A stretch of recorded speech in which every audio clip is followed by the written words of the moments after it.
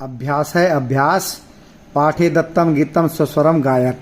कल हमने पाठ को स्वस्वर गीत गायन कर लिया है। ठीक है, अगर आपने कल का अपना वीडियो देखा है तो कल हमने इसको गा करके पढ़ लिया है। अब चलते हैं प्रश्न नंबर 2। अधोलिखिता नाम प्रश्नानाम उत्तराणी एक पदेन लिखत। नीचे लिखे गए प्रश्नों के उत्तर एक पद में लिखिए, एक पद में लिखना है। स्वकीयम साधनम किम भवति। अपना साधन क्या होता है? अपना साधन होता है अपना बल भाई। तो अपना साधन क्या होता है? बलम। एक पद में उत्तर देना है बलम, बल। पथि के विषमा प्रखरा। मार्ग में क्या विषम और प्रखर है? विषम मैंने ऊंचे नीचे, असामान्य, प्रखरा मैंने नुकीले या तीक्ष्ण। तो के क्या है? वो पत्थर हैं भाई। पा सा अणाहा, क्योंकि एक पद में उत्तर देना है पाषाणः, पहले का बलम। सततम किम करणीयम। लगातार क्या करना चाहिए? लगातार क्या करना चाहिए? अपने ध्येय को याद करना चाहिए, अपनी मंजिल को याद करना चाहिए। क्या लिखेंगे? ध्येय स्मरणम। ध्येय को स्मरण करते रहना चाहिए, अपनी मंजिल को याद करते रहना चाहिए। ध्येय स्मरणम। एतस्य गीतस्य रचयिता के। इस गीत के रचयिता कौन है? इस गीत के रचयिता कौन है भाई? इस गीत के रचयिता हैं श्रीधर भास्कर। श्रीधर भास्कर। किताब के शुरू में लिखा हुआ है, ठीक है। भास्कर वर्णेकर है।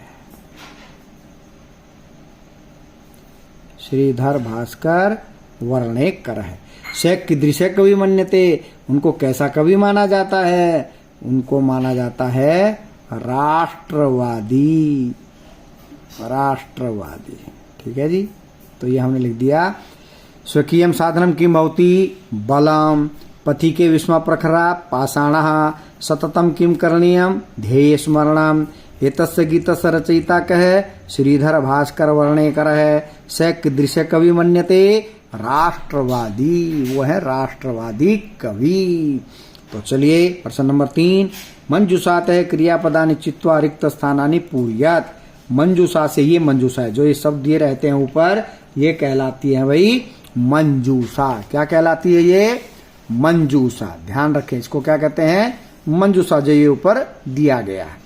तो त्वम पुरतः चरणम निधेयी। ये निधेयी हमने भर दिया। बाकी 1 2 3 4 5 6, 1 2 3 4 5 6, 6 खाली स्थान, 6 शब्दों पर अगर एक भी गलत हमने लिखा तो ये मान लीजिए कम से कम 2 गलत हो जाएंगे। इसलिए बहुत ध्यान से रिक्त स्थानों को भरना है जब ऊपर मंजूषा दी गई हो।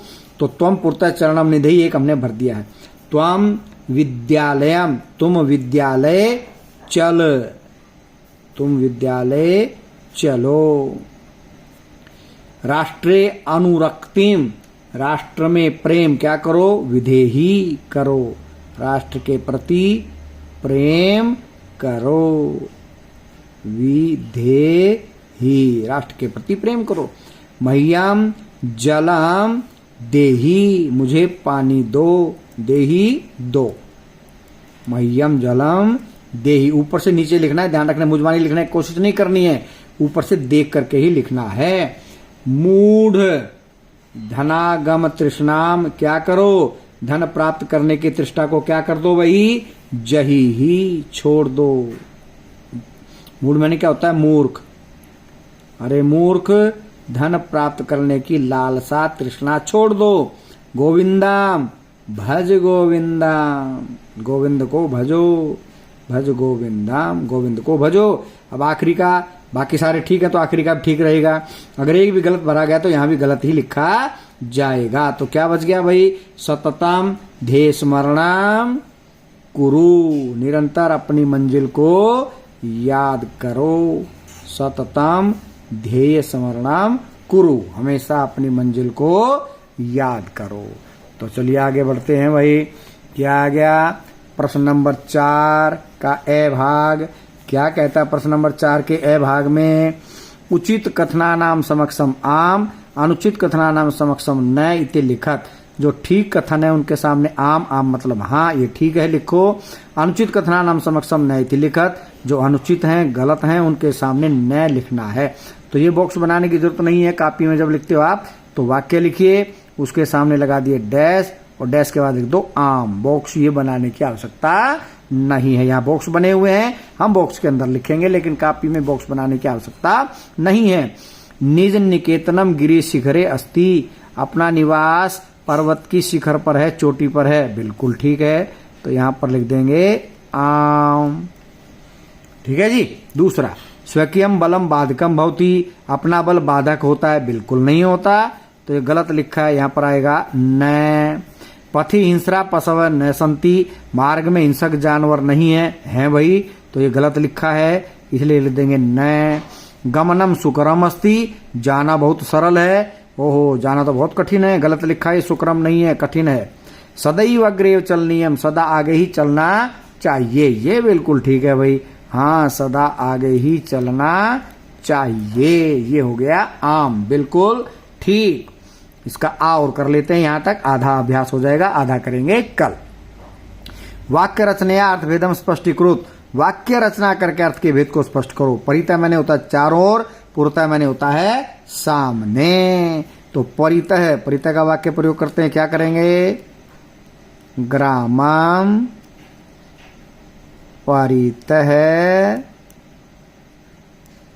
वृक्षः सन्ति, गांव के चारों ओर वृक्ष हैं। परितः लिखेंगे, परितः के आगे डैश लगा के ये वाक्य लिख देंगे, ग्रामम परितः वृक्षा सन्ति। फिर पुरतः है, पुरतः के आगे डैश लगाएंगे, डैश लगा के फिर पुरतः का वाक्य प्रयोग करेंगे। अर्थ स्पष्ट हो जाएगा क्या भाई? गांव के चारों ओर, यहाँ पर तो परितः का अर्थ है चारों ओर, और पुरतः का अर्थ क्या है वो भी लिख लेते हैं हम। ठीक है, गिरहस्य पुरतः, घर के सामने, उपवनम बगीचा अस्ति है। तो अर्थ स्पष्ट हो गया भाई।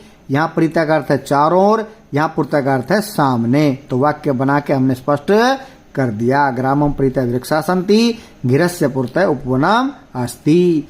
चलिए भाई, ये तो यहां तक का हो गया। और नगह का और नागह का करना है। नगह का प्रयोग करेंगे पहले नगह।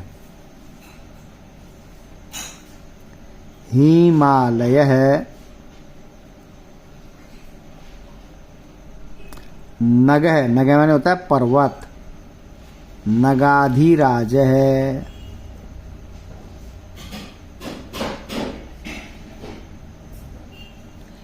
नगाधिराज है अस्ति।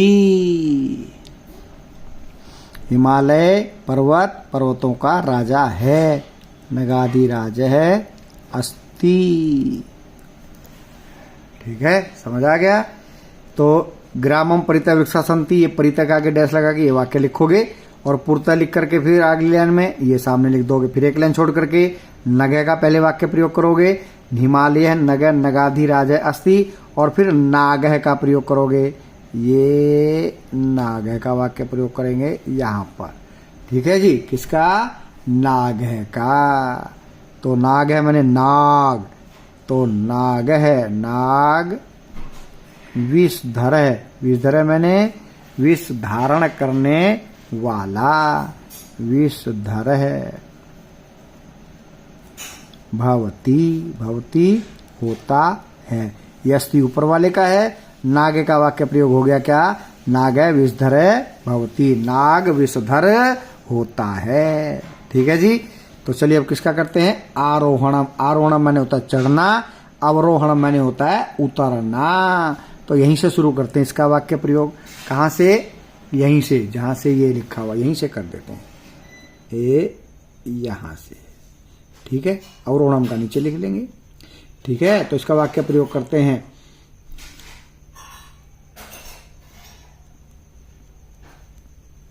देव है, देव क्या कर रहा है भाई? देव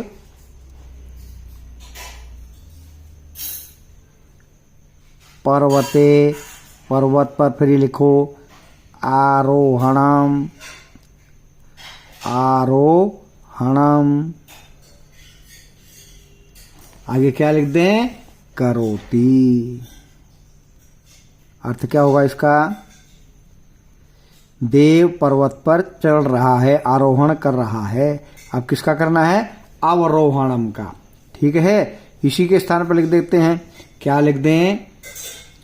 देव के स्थान पर लिख दिया हमने राम है। किसका कर रहे हैं अब? अवरोहणम का, अवरोहणम का। ठीक है, राम है, विरक्षात, विरक्ष से, आगे फिर यही अवरोहणम, अवरोहणम।